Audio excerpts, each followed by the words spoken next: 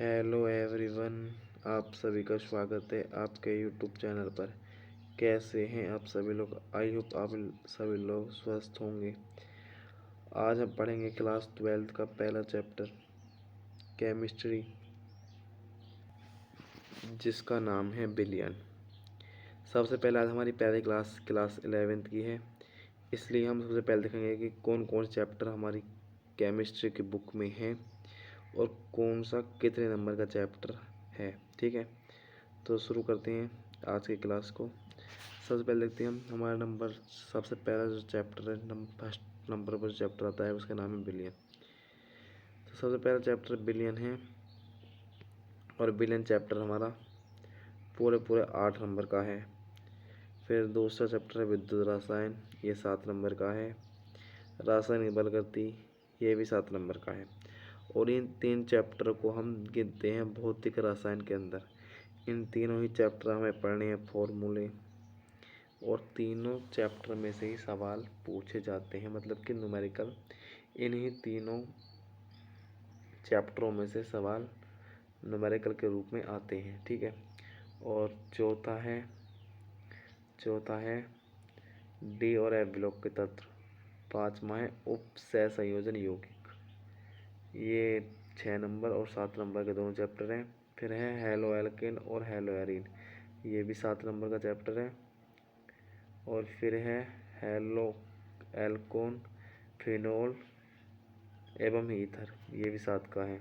ठीक है, और सबसे जो मोस्ट इम्पोर्टेंट चैप्टर है वो पहला बिलियन और 8वां एल्डिहाइड कीटोन एवं कार्बोक्सिलिक अम्ल, ये चैप्टर दोनों बहुत ही ज़्यादा इम्पोर्टेंट है। फिर है नमा, एमीन और 10वां जैव अणु। इन सभी को मिलाकर जो हमारा टोटल होगा वो होगा टोटल 70 नंबर का।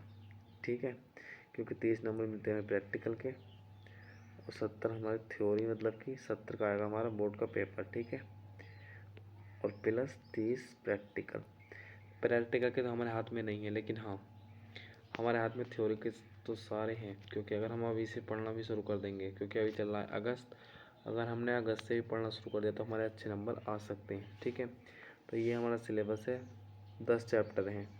ठीक है, तो अब हम स्टार्ट करते हैं कुछ इन चैप्टरों के बारे में कि कौन कौन से इन चैप्टर के अंदर मोस्ट इम्पोर्टेंट टॉपिक हैं। ठीक है, तो पहला चैप्टर है हमारा बिलियन, ये बिलियन है।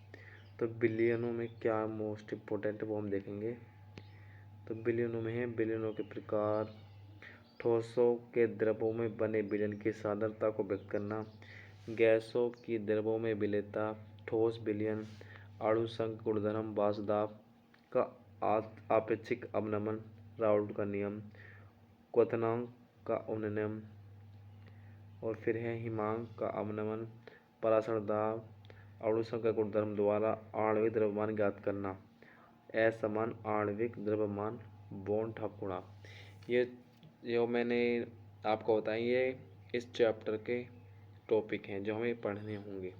फिर हमारा नंबर है दूसरा चैप्टर, उसका नाम है बिलियन।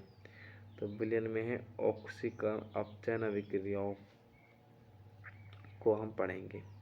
फिर है वैद्युत अपघटन विलयनों का चालक तत्व, विशिष्ट एवं मोलर चालकता, सांद्रता के साथ चालकता के में परिवर्तन, कोलहाउस का नियम, वैद्युत अपघटन और विद्युत अपघटन के नियम, सेल, विद्युत अपघटित सेल और गैल्विन सेल, सीसा संचयक सेल, सेल का विद्युत वाहक बल, मानक इलेक्ट्रोड विभव, ननस समीकरण जो कि बहुत इम्पोर्टेंट है, और रासायनिक सेलों में इसका अनुप्रयोग, ये सबसे ज़्यादा मोस्ट इम्पोर्टेंट है। फिर है गिब्स मुक्त ऊर्जा और सेल के EMF में परिवर्तन के मध्य संबंध, और ईंधन सेल और संरक्षण सेल। ठीक है, ये चैप्टर मतलब इन दोनों चैप्टर में हमें ये टॉपिक पढ़ने होंगे। फिर चलते हैं हम चैप्टर नंबर 3 की तरफ। तो चैप्टर नंबर 3 में क्या मोस्ट है वो हम आपको दिखाते हैं। चैप्टर नंबर 3 का नाम है रासायनिक बलगति।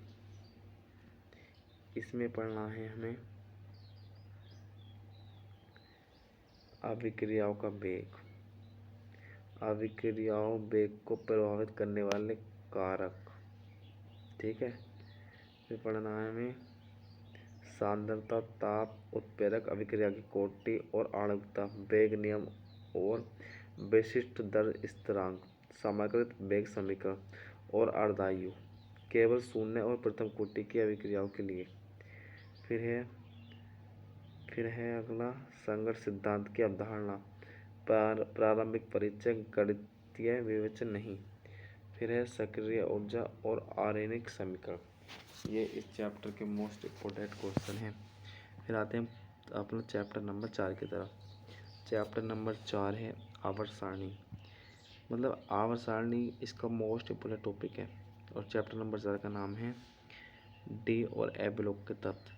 इसे आवर्त सारणी को हमें ट्रिक से याद करना होगा, जो कि हम आपको बताएंगे। ठीक है, तो इसमें क्या पढ़ना है हमें? इसमें पढ़ना है समान परिचय, इलेक्ट्रॉनिक विन्यास, संक्रामक धातुओं के अभिलक्षण और उपलब्धता, संक्रामक धातुओं की प्रथम श्रेणी के गुणधर्मों में सामान्य प्रवृत्ति, धात्विक अभिलक्षण, आयनन एंथैल्पी, ऑक्सीकरण अवस्थाएं, आणविक त्रिज्या, वर्ग, उत्प्रेरक गुण, चुंबकीय गुण, मिश्र धातु बनाना और KMnO4 का विलक्षण गुणधर्म, लेथेनाइट इलेक्ट्रॉनिक विन्यास, ऑक्सीकरण अवस्थाएं, रासायनिक अभिक्रियाशीलता, लेथेनाइट आकुंचन और इसके प्रभाव, एक्टिनाइट इलेक्ट्रॉनिक विन्यास, ऑक्सीकरण अवस्थाएं तथा लेथेनाइट से तुलना। ये जो सारे टॉपिक हैं ये हमें इस चैप्टर नंबर 4 में पढ़ने हैं। ठीक है, ये सारे टॉपिक, मतलब कि ये टॉपिक हमें पढ़ने हैं, यही पूछ जाएंगे हमसे एग्जाम में। ठीक है, फिर आता है हमारा चैप्टर नंबर 5 जिसका नाम है उप सहसंयोजन यौगिक। ये हमसे पूछा जाता है 7 नंबर में। तो इसमें पढ़ेंगे हम उप सहसंयोजन यौगिक, परिचय, लिग्नेट, उप संयोजन संख्या, वर्ग और चुंबकीय गुणधर्म और आकृति एवं नाभिकीय उप सहसंयोजन यौगिक का आयुपेशी नाम पद्धति से नामकरण, आवर्धन, वर्नर का सिद्धांत, BVT और CFT संरचना एवं त्रिविम समावयवता, धातुओं के निष्करण, गुणात्मक विश्लेषण एवं जैविक निकायों में उप सहसंयोजन यौगिक का महत्व। फिर चैप्टर नंबर 6 जो कि हमारा 7 नंबर का है, इसका नाम है हैलो एल्केन और हैलो एरीन। इसमें हम पढ़ेंगे हैलो एल्केन नाम पद्धति, CX आवंत की प्रवृत्ति, भौतिक और रासायनिक गुणधर्मों, प्रतिस्थापन, अभिक्रियाओं की क्रियाविधि, ध्रुवण और घूर्णन।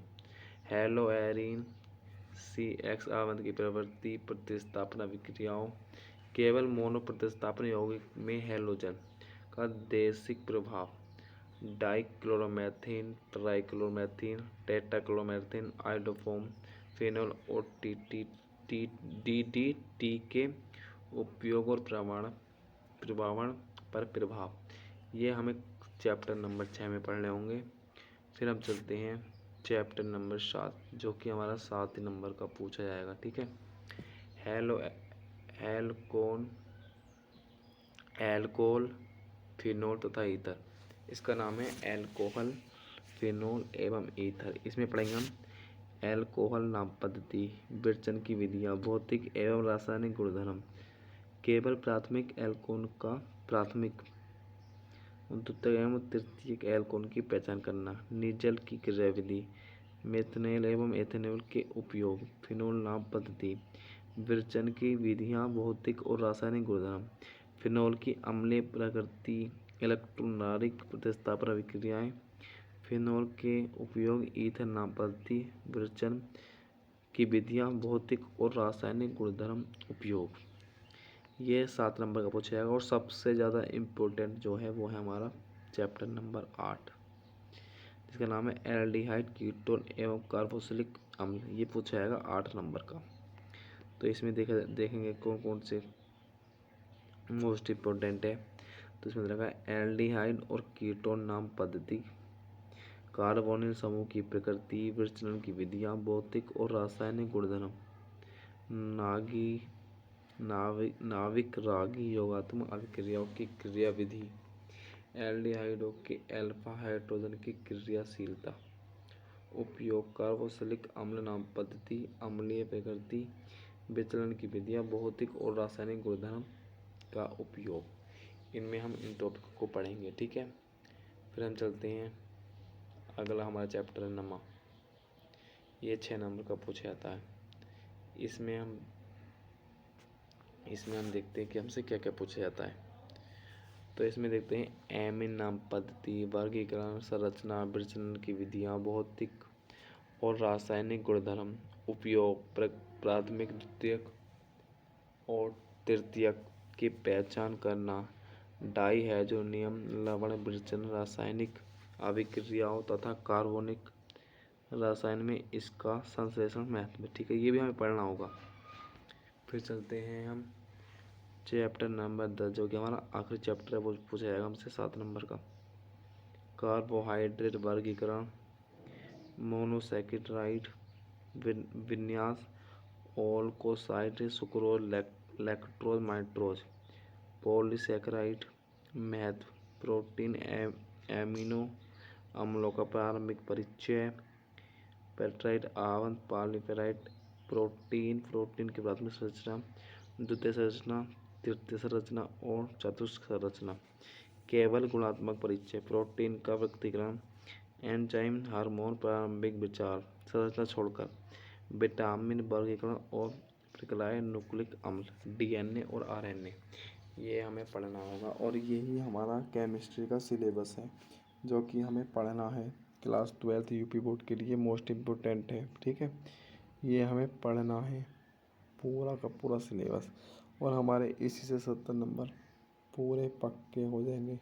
मतलब कि अगर आपने एक चैप्टर सही से समझ लिया ऑर्गेनिक केमिस्ट्री का, तो आप सारे चैप्टरों को सही तरीके से पढ़ सकते हो। ठीक है, फिर हम चलते हैं थोड़ा बहुत इसके बारे में हम थोड़ा बेसिक जान लेते हैं, क्योंकि आज हम थोड़ी सी क्लास अपनी स्टार्ट कर लेते हैं बेसिक में। ठीक है, तो बैक टू बेसिक। ठीक है, तो इसमें हम देखते हैं कि इसमें पढ़ते हैं। तो पहले हम कि परमाणु और अणु, क्या परमाणु और अणु और उनके द्रव्यमान, मोल संकल्पना, ये बहुत ही ज़्यादा इम्पोर्टेंट है। ठीक है, फिर चलते हैं हम इससे आगे। आगे क्या है, आगे दे रखा है कि परमाणु पर कितना आवेश होता है और कितना द्रव्यमान होता है। तो इलेक्ट्रॉन जो होता है वो होता है ऋणात्मक, प्रोटॉन धनात्मक और न्यूट्रॉन उदासीन होता है। ठीक है, तो इस पर इलेक्ट्रॉन पर जो आवेश होता है वो होता है माइनस का 1.6 गुणा 10 की घात -19 कूलाम। ठीक है, और प्रोटॉन पे होता है वो होता है पॉजिटिव का 1.6 गुणा 10 की पावर -19 कूलाम। ठीक है, और न्यूट्रॉन होता है उदासीन। और इलेक्ट्रॉन पर जो होता है वो होता है द्रव्यमान 9.1 गुणा 10 की घात -31 kg। और प्रोटॉन पर होता है द्रव्यमान 1.67 गुणा 10 की घात -27 kg। और न्यूट्रॉन पर होता है 1.67 गुणा 10 की घात -27 kg। ठीक है, तो ये भी आपको ध्यान रखना है। फिर पढ़ते हैं हम अगला टॉपिक है हमारे पास क्या है। अगला है परमाणुओं का द्रव्यमान। तो इसे देखते हैं परमाणु द्रव्यमान क्या होता है। तो यहाँ दे रखा है कि परमाणु का द्रव्यमान। ठीक है, तो इसे देखते हैं परमाणु द्रव्यमान क्या होता है। तो नाभिक में उपस्थित कणों की कुल संख्या। ठीक है, जैसे कि प्रोटॉन की संख्या प्लस न्यूट्रॉन की संख्या, तब वही हमारी क्या कहलाएगी, परमाणु की संख्या, मतलब परमाणु का द्रव्यमान कहलाएगा। फिर है परमाणु के नाभिक में 11 प्रोटॉन और 12 न्यूट्रॉन होते हैं, तो द्रव्यमान 23 सोडियम परमाणु का होगा, मतलब कि 23 होगा, जो कि होता है सोडियम परमाणु का। फिर आणविक द्रव्यमान, जल का आणविक द्रव्यमान जो होता है वो होता है 18। ठीक है, क्या होता है 18, जो कि यहाँ पर लिखा कर हमें दिखा भी रखा है। ठीक है, ऐसे निकालना है आपको। H2 का द्रव्यमान 2 गुणा 1 H परमाणु द्रव्यमान फिर प्लस करना है 1 गुणा 0 के एक परमाणु द्रव्यमान, तो मतलब 2H का होता है 1 प्लस ऑक्सीजन का कितना होता है, ऑक्सीजन का परमाणु क्रमांक होता है 8 और परमाणु द्रव्यमान होता है 16, तो 16 ये और 2 ये, तो हो गया कितना 18। ठीक है, फिर चलते हैं थोड़ा सा आगे, कोई हद रखा है परमाणु और अपरमाणिक कण। तो परमाणु पदार्थ का सबसे छोटा कण है जो कुछ अपूर्णांक कणों से मिलकर बना होता है, जो कि यहाँ पर हमें दे रखा है, ये आपको देख लेना है। ठीक है, ये आपको देख लेना है कि क्या क्या हमें दे रखा है। और ये हैं 1 से लेके 20 तक परमाणु क्रमांक, जो कि सब याद होने चाहिए। ठीक है, आपको ऐसे याद होना चाहिए कि hydrogen, helium, lithium, beryllium, boron, carbon, nitrogen, oxygen, fluorine, neon, sodium, magnesium, aluminium, silicon, phosphorus, sulphur, chlorine, argon, potassium, calcium, इनके परमाणु क्रमांक आपको याद होने चाहिए, जब भी आपकी केमिस्ट्री पर पकड़ सही से बन सकती है। अगर आपके 1 से लेके 20 तक परमाणु क्रमांक याद हैं तो आपके केमिस्ट्री में सही से पकड़ बन सकती है, क्योंकि केमिस्ट्री में जो पेज है वो है 1 से लेके 20 तक परमाणु क्रमांक याद करना।